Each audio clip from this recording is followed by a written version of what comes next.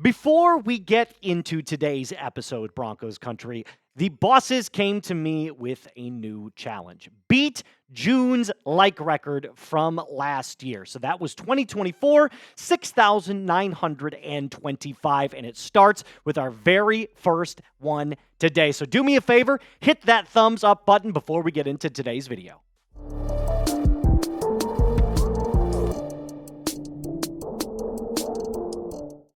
Welcome in, Broncos Country, to the Broncos Breakdown by Chat Sports. My name is Moose, and on today's episode, Evan Engram has been impressing at Broncos OTAs.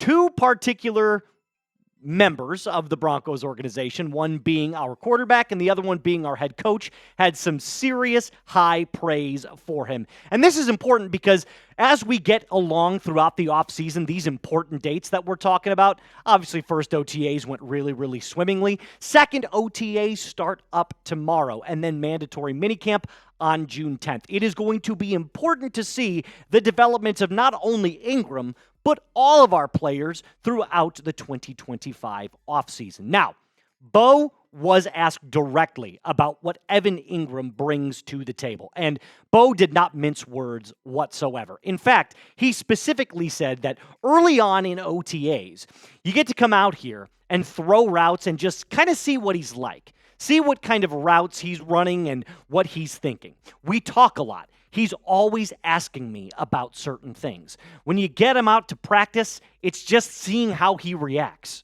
I'm excited to include him in and to what we already have. I think it'll be good for us. Now, those are great words. But you have to talk about Evan Engram, the player, because what specifically about his game is both good and what is it that he needs to improve on or what he's not so good at, because he's obviously an NFL veteran. Well, he excels over the middle of the field. He plays that stereotypical slot tight end, which is kind of like the ultimate safety blanket, bleeding into point number 2, for a young quarterback, something that Bo definitely did not have last year with Adam Troutman leading the charge at tight end. And he's got unbelievable hands and footwork for a tight end. He almost plays like a slower, big-bodied wide receiver rather than a stereotypical tight end. Now that leads me into the cons. Well, he doesn't offer much because of that lack of traditional speed and quickness in the yards after the catch. So when he grabs that ball, sure, he's got great hands and he's going to bring that ball in, but is he going to be the guy that ends up breaking a bunch of tackles, does a bunch of juke moves? Not necessarily. That also kind of leads me into he's not a great blocking tight end. He's, notorious for kind of struggling in that area. It's clear he feels most comfortable in that slot or moving him out wide. But when you do move him out wide, you don't really see him stretch the field as much as you'd like. So I'm talking about vertical routes. He's not going to be a burner where he's going on a go route and you're going to launch a 50-yard bomb to Evan Engram. He's going to make his living over the middle of the field, short, intermediate routes, a possessions tight end, which is something, again, the Broncos lacked in 2024. And the stats prove all of these things to be true. Now, before his injury last season, he was on pace to having a fairly mediocre season in terms of where he stands in the NFL, but for him, it was right on average. Obviously, in 2023 was the outlier year, and then I think you could also say that 2021 was kind of the outlier year as well. So if you kind of blend all of those together and average it out, you're looking at a guy who's most likely right around 60 to 65 receptions, over 600 yards, 3 to 4 touchdowns, which is ridiculously reliable. And that's the word I think I would use to describe Engram. Reliable. And despite all of that, PFF left Engram outside of their top 10 tight ends. Now, this could go either way. And believe it or not, they actually had it. They chalked him in at 11. And I feel like that's a little bit of recency bias. Not to go off on a tangent here, but it does kind of feel like they were just basing this off of the 2024 rankings. And because Engram got injured, they didn't have him inside of the top 10. If you would have asked me after the 2023 season, I probably would have put him at 7 or 8. He was that good. Now, again, Sean Payton was asked about Evan Engram, and despite what PFF thinks, Sean is ridiculously excited for bringing Engram in. He was asked specifically about what bringing Engram in looks like in terms of a play calling design, and here's what he had to say. I think it helps a lot. Depending on the coverages you're seeing, your third down, and your red zone game plans, keep an eye on that because we're going to go to it just a little bit later on in the episode. I think it really helps. So just to kind of backtrack a couple of steps here. When healthy, Engram is a top tight end. And that's not me saying that because, I'm hosting the Broncos and he's newly acquired. No, he is a top 10 tight end, when he's healthy. It's just a matter of, can he stay on the field? Does his productivity match what he's, putting on the field when fully healthy? And I think you'll find the answer is yes, he is a top 10 tight end when he's on the field and everything is going swimmingly. But I'll ask you this question. Let's go up against, PFF and talk about it. Where do you rank Engram amongst the tight ends in the NFL? If I had to put it right now, I'd actually put him exactly at 10. I think you do have to take a little bit of what happened in 2024 and the, fact that he missed the final 8 games, but I also think you can't say he's outside of the top 10 for that reason. Injuries happen, they're part of the game. I think you bake everything in, and that leads to top 10. So let me know what you think in the comment section down below. Now, I've got my bold predictions for Evan Engram heading into the 2025 season. 3 major areas that I'm going to predict right now that we see from a production standpoint and a number standpoint heading into 2025. The first one being Engram snags 80 receptions. Now, again, you might look at this and say, well, that's not necessarily bold considering in 2023 he had 114 receptions. But you have to look at it from this standpoint. When there's a run play called, Engram is not going to be the guy that is on the field more often than not. And it's just because it's not his play style. What his play style is lining him up in the slot. And Jacksonville understood that, albeit they had a terrible offense in 2024 and a couple of years prior to that, they just didn't really, know how to utilize all their weapons. But if you notice where Engram is, I know it's tough to see. He's lined up as that first slot interior position as a tight end. That's usually reserved for a player that's smaller and a lot quicker.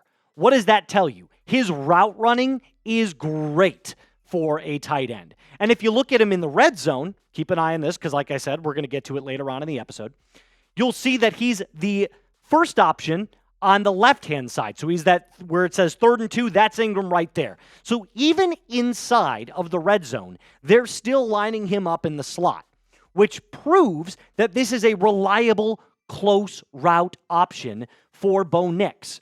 Something that he doesn't necessarily have to look for an end zone shot if he's, on the 18 or 19-yard line.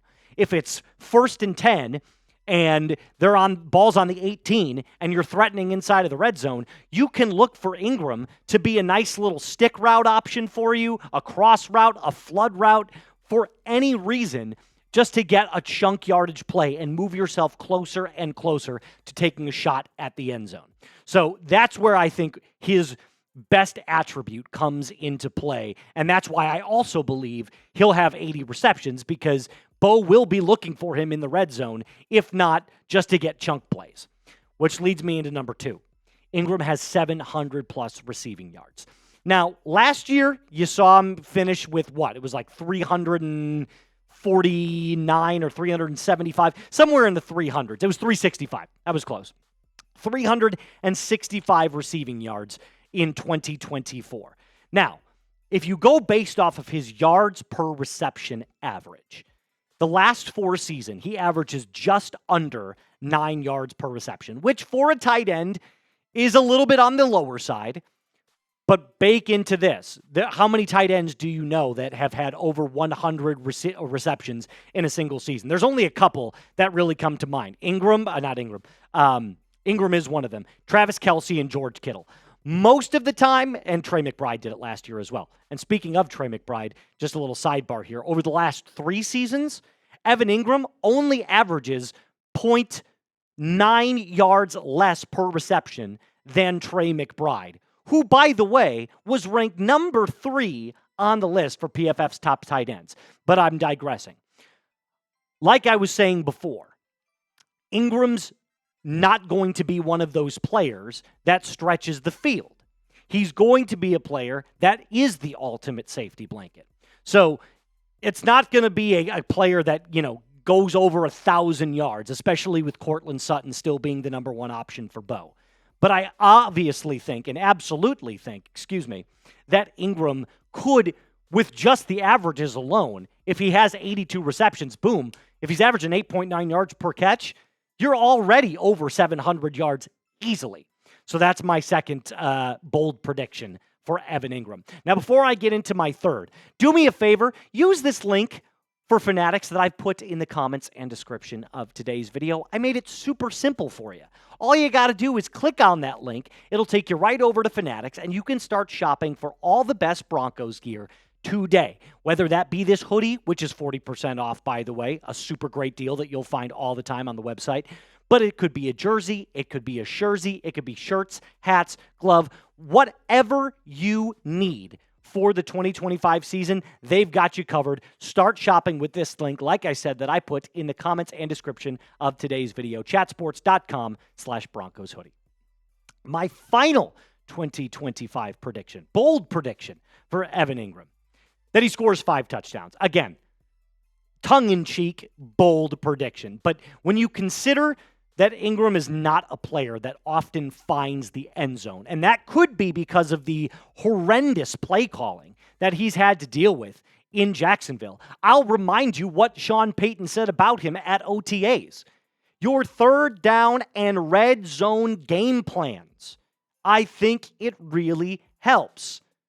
So when you factor in what Sean Payton just kind of, has planning and what he has brewing in his system, and that there's no reliable tight end red zone option for Denver in 2024, that leads me to believe he's going to be your next red zone target. This is going to be a player that they are going to look to find the end zone in 2025. And I think also that's what kind of lured Engram into playing in Denver. Not only was it Bo Nix, but it was Sean Payton's play calling. So that all of that combined could mean that Engram becomes Bo's number 2 tight end option, or number 1 tight end option, number 2 total option in terms of weapons, which is exactly what I'm going to ask you. Will Evan Engram be Bo's number 2 option? Yes or no? I'm going to say right now, I'm going to pencil it in for yes until we see the next step from a guy like Marvin Mims, Pat Bryant, or Troy Franklin. I think the most reliable option to be number 2 is Evan Engram. But let me know what you think. Take out that red pen, etch it in the comment section down below. All right, that's going to do it. Our little hype piece for Evan Engram is officially over. Remember to like the video, subscribe to the channel if you haven't, and send this to a Broncos fan in your life. My name is Moose. Until next time, be cool.